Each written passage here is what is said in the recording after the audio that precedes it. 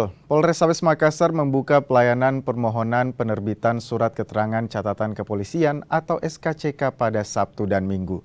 Kebijakan ini dilakukan setelah membludaknya pemohon SKCK dari pelamar pegawai pemerintah dengan perjanjian kerja atau P3 paruh waktu.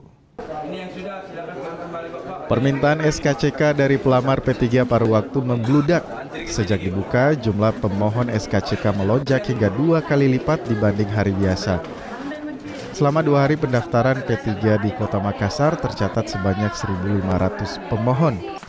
Mengatasi antrean pemohon, kepolisian membuka layanan penerbitan Surat Keterangan Catatan Kepolisian pada Sabtu dan Minggu.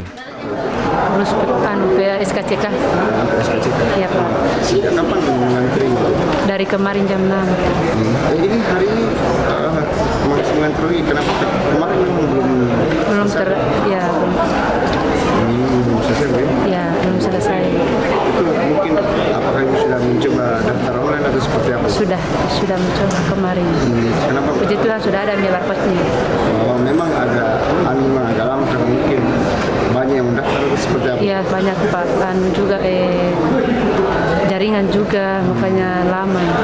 Kami maksimalkan untuk pelayanan masyarakat untuk persyaratan P3K paruh waktu.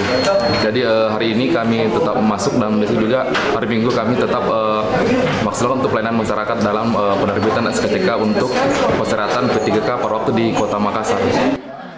Pelayanan SKCK tetap dilakukan sesuai dengan prosedur dengan melibatkan petugas identifikasi dan verifikasi. Masyarakat juga dapat mendaftar secara online di aplikasi Polri. Rama Pratama, Kompas TV Makassar, Sulawesi Selatan.